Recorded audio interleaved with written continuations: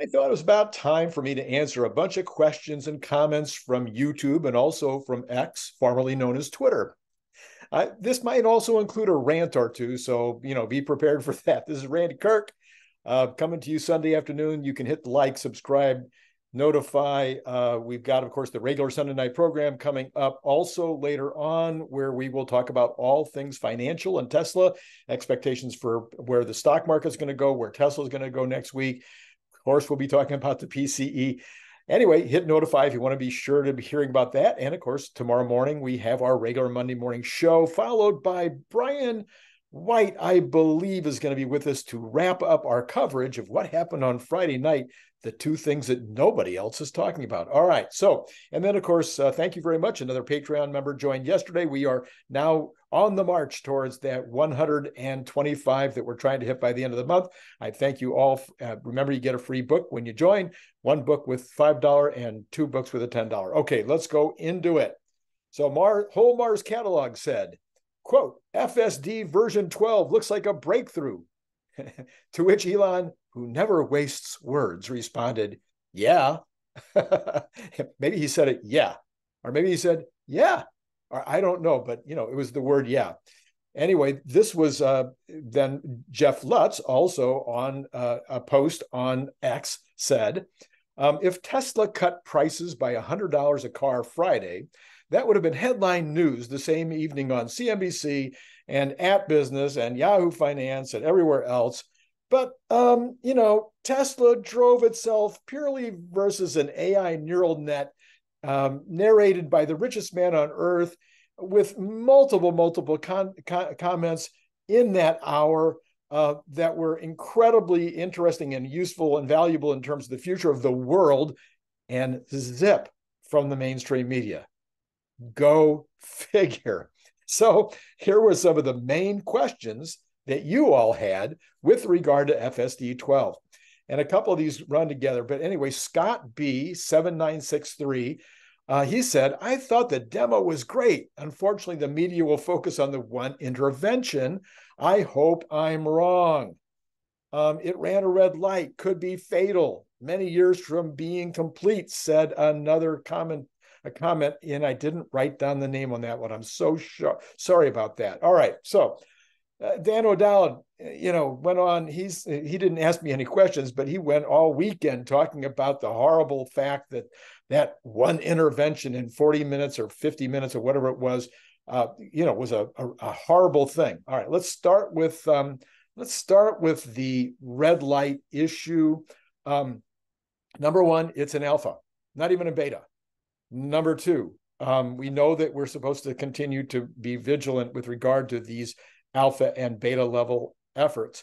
Number three, it's not ready to be driven as a full-on FSD. I mean, other than that, well, okay, let me go on beyond that. Let's say for fun, this is part of the rant. Eventually, the cars are going to be out there and they're going to be full FSD and people are going to be driving them from the back seat and they're going to be driving them while they game and they're going to be driving with the blindfold on just to prove they can do it. And there are going to be accidents and people are going to die. Do you know that people have died as a result of having seatbelts on?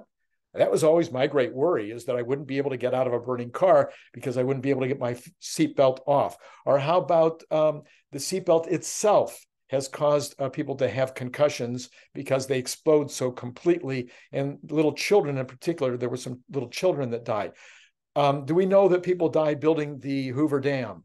Do we know that people died building the Golden Gate? Do I need to go on? I mean, how about coal miners?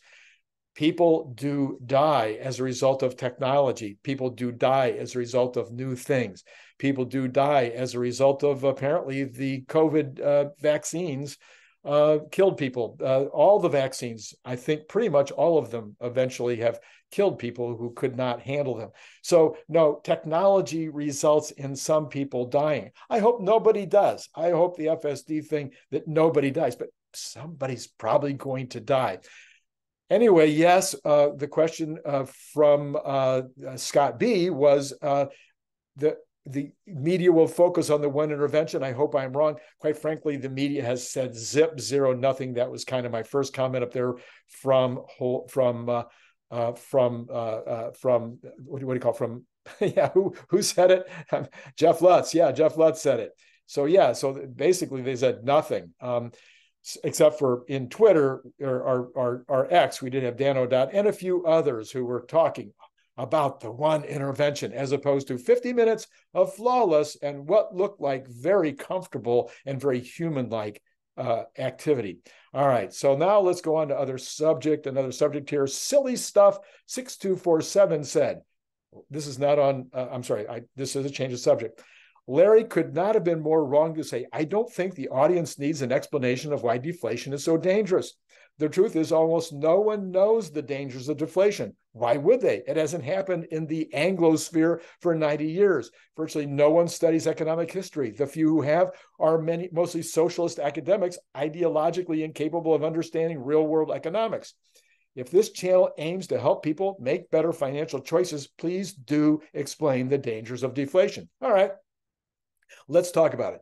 Deflation occurs when the prices of goods and services fall. Deflation expectations make consumers wait for future lower prices. By the way, we'll give a few examples because this is not just when the entire economy deflates. You're going to understand this. This reduces when consumers wait for future lower prices, that reduces demand and slows growth. Deflation is worse than inflation because interest rates can only be lowered to zero. So how does the Fed help the economy when there is deflation? How does it stimulate the economy to get back into action again? Government spending is one way. That's not necessarily going to be a good thing when you've got deflation, because now you're paying it back with more expensive dollars, so to speak. All right. Lower dollars means anyway. Inflation helps us to pay back the debt with less valuable dollars. Deflation helps us to pay back the debt with less valuable dollars. Therefore, it costs more. All right. So we know. So let me go on. I'm going to come back. In a deflationary environment, those who have borrowed funds from lending institutions are now reluctant or unable to repay the money they borrowed because the thing that they purchased is now worth less. Is it any of this starting to seem familiar? So we see deflation in home prices in recessions all the time. And you see this effect where people, they bail on their mortgage because the house is not worth what it was when they purchased it. And so why pay the mortgage off on something that they're upside down on? You're seeing it happening with used cars right now. People paid high prices for used cars during the pandemic. Now the used car prices have dropped dramatically. Now sometimes they're upside down on the used car and they're just walking away from their loans.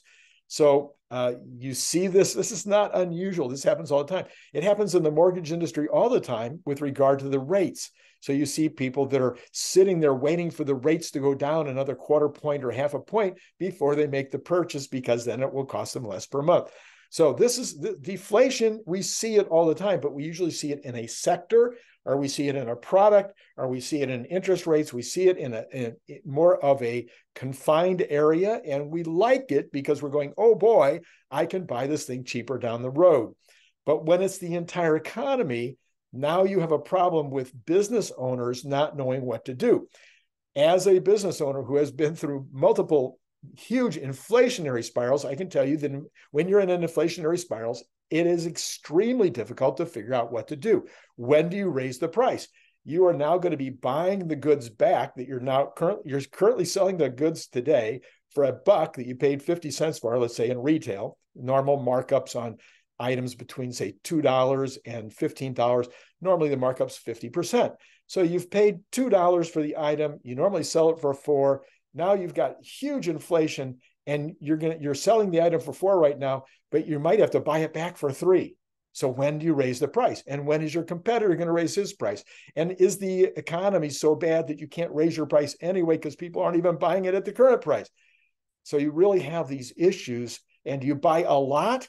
Can you buy, a normal amount in your next purchase? Because what if it goes up even more down the road? Or what if it comes back down to earth? It's so confusing. And so it makes it very hard to make decisions. Well, you got the same problem when you're in a deflationary situation.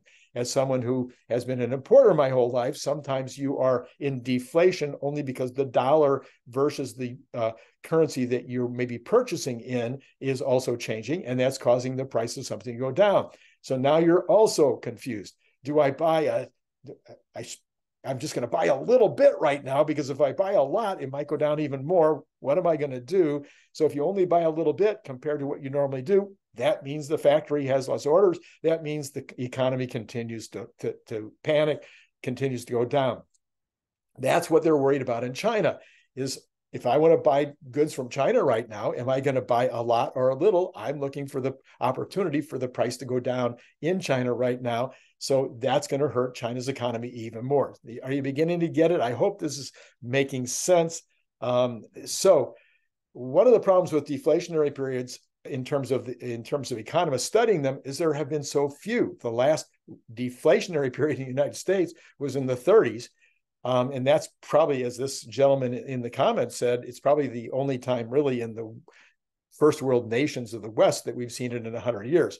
So there are very few of these deflationary periods to study, so that makes it a little hard to understand all of the damage.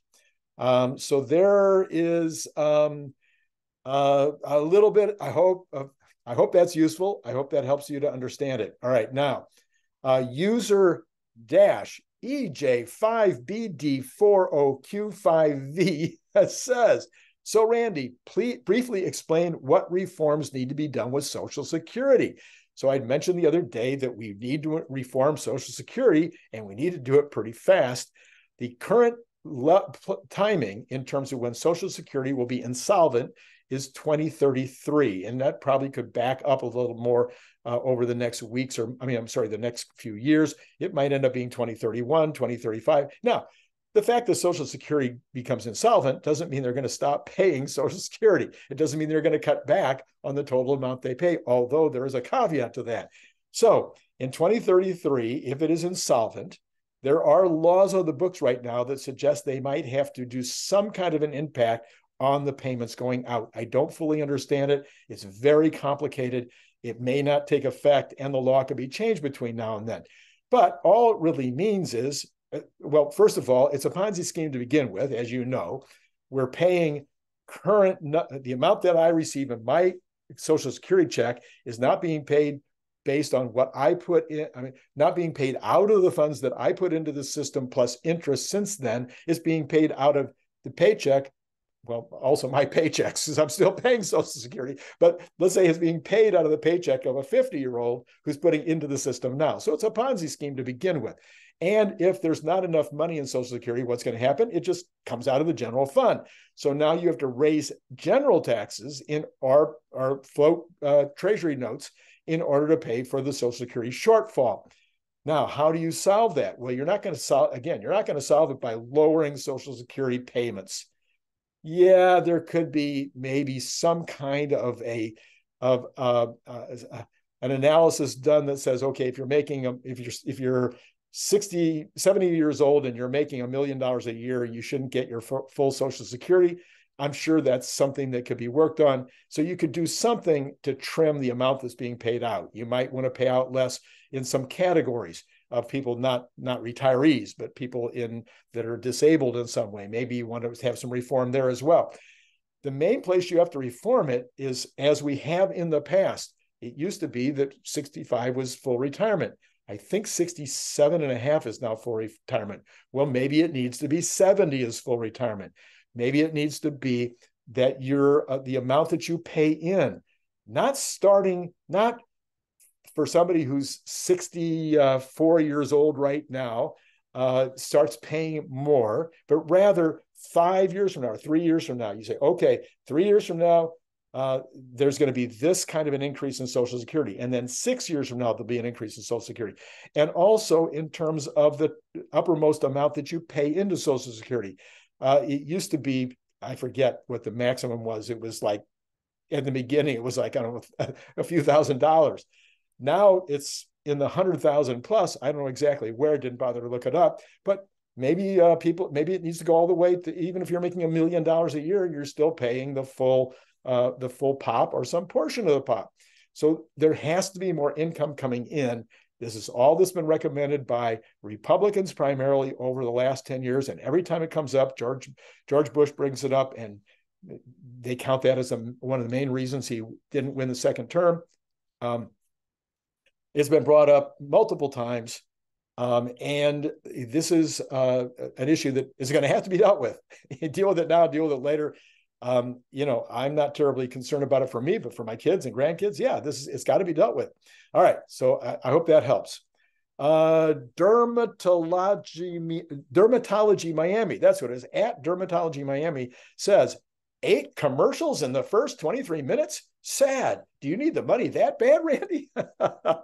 I have absolutely nothing to do. I mean, yeah, I have a little bit to do with the commercials that run. If you don't pay your $10 a month, they have no commercials. I have a little bit. I make 2 settings. One is there can be commercials before the show, and there's another setting that I have that there can be commercials during the show. I made those 7 months ago when I started to run this show, or 8 months ago back in December, and I've never touched it since. So I don't think it's any different this week than it was last week, unless YouTube's playing with it. I have no idea. Sorry. Yes, I do need to make money off of this channel by advertising. Those are the 2 settings I have. It's okay to do a commercial before. It's okay to have commercials during. All right, let's see. Jason's 1838. It's plural. Jason's 1838 says, I thought it was full duration and 31 lit. Okay, this has to do with the effort the other day to test these Starlink booster.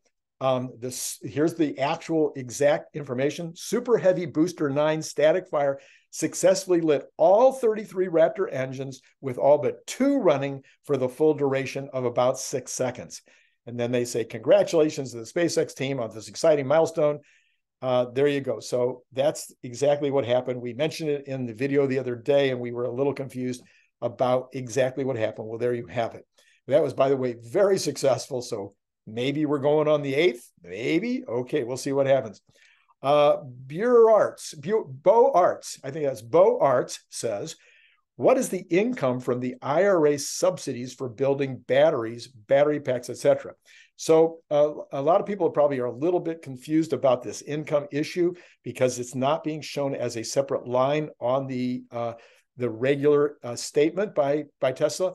I think they have been showing something on the later reporting to the federal government as kind of a note, but the most of the amounts that are coming in from the IRA discounts, those are showing up in cost of goods sold. So let's say Panasonic may be passing along, out of the $35, I think they're passing along 7 or 9, I forget, to Tesla. So that is going to show up on the invoice. So it's not going to show up anywhere on the P&L. Let's say Tesla is making batteries down in Austin, and now they're selling them internally to themselves. Well, that's just going to be in the cost of goods. It's going to cost less in the car. It's not going to show up as a separate line item. So most of the IRA money on that side is not going to be showing. And of course, on the consumer side, Tesla doesn't have anything to do with it. It happens with the consumer and the IRS. All right. I'm sorry. Once again, I forgot to put in the fella's name or girl's name. He's usually 95% of the people following me on YouTube and on X are men. But anyway, this person says, predicting future stock prices is a fool's errand. Consider instead calculating future earnings. That has merit. That has reasoning. Too many variables in predicting stock prices. So please give us your calculations on future earnings. Much more valuable to us subs. Okay, so subscribers, please subscribe if you haven't already subscribed. Hit notify. All right, so I do provide the future earnings all the time. I do the futures, and those are always up on Patreon. So if you join Patreon, you always have access to my earnings estimates, but I do videos on them as well. That's not something I hold back only for Patreon. So I do videos, and I will be doing more this coming week. Now, on the other side of the coin, I do the future stock price predictions. It is a fool's errand because the only thing you can be sure is going to happen in the future is the unexpected. So the only thing that you're ever going to be sure, anyway, so you get it. So there's always unexpected that can throw off whatever's happening in the stock market. However, there's plenty of data about stocks and the overall stock market that allow pundits, analysts, people that do this for a living, who invest other people's money. If there was nothing to learn, if there was no ability to gauge the future of the stock market or individual stocks, all of those people would be out of business. So yes, I'm going to continue to predict the stock market. Here's what I say over and over and over again.